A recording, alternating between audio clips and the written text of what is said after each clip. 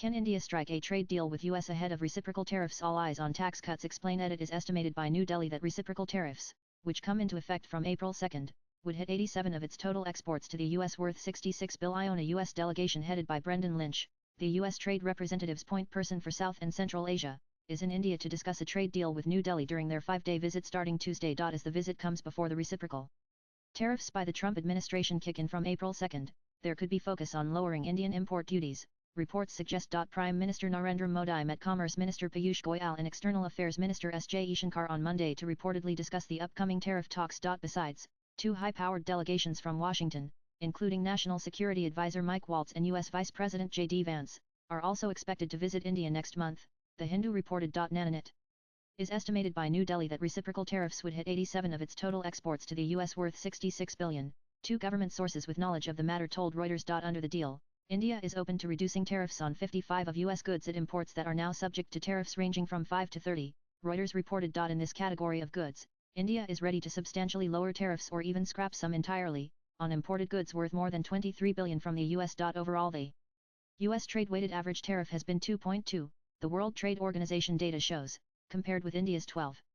The U.S. has a trade deficit of $45.6 billion with India. Indian government officials warned that cutting tariffs on more than half of U.S. imports hinges on securing relief from reciprocal tax. The tariff cut decision was not final, with other options under discussion such as sectoral adjustments of tariffs and product-by-product negotiations rather than a wide cut, Reuters reported, quoting an official. India is also considering wider tariff reform to lower barriers uniformly, but such discussions are in early stages and might not figure immediately in talks with the U.S., said one of the officials. Nandan Trump had said last week that he shares a very good relationship with India.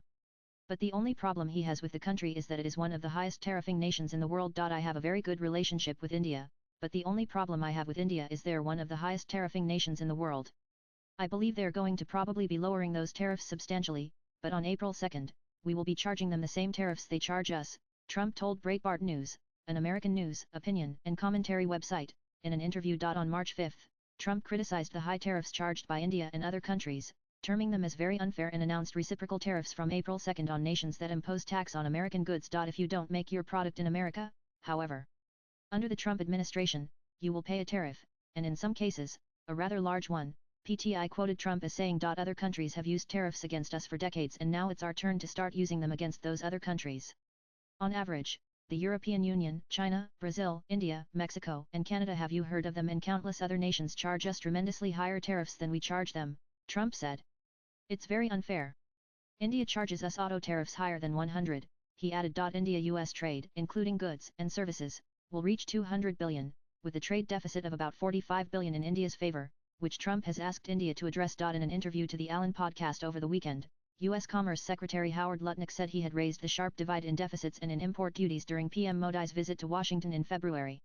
He said India has an average 50 tariff on imports compared with the U.S. 4, and that India protects its farmers. Nana New Delhi estimated increases of 6 to 10 in tariffs on items such as pearls, mineral fuels, machinery, boilers and electrical equipment, which make up half its exports to the U.S., due to reciprocal tax, Reuters reported. The second official said the $11 billion worth of pharmaceutical and automotive exports could see the most impact due to reciprocal tariff, given their dependence on the U.S. market. The new tariffs could benefit alternative suppliers like Indonesia, Israel, and Vietnam, the official added. Tariffs on meat, maize, wheat, and dairy products that range from 30 to 60 are off the table, a government official told Reuters.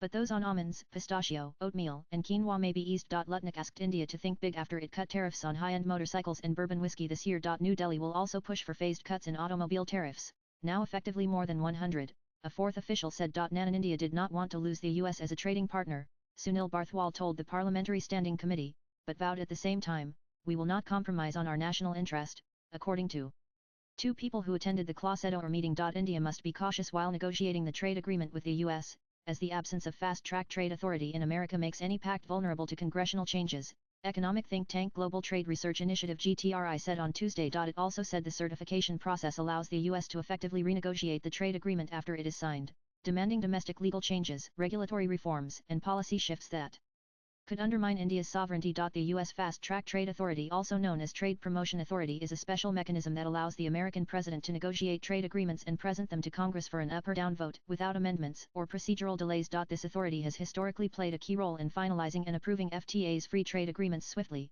having enabled major agreements such as the North American Free Trade Agreement. With inputs from PTNN.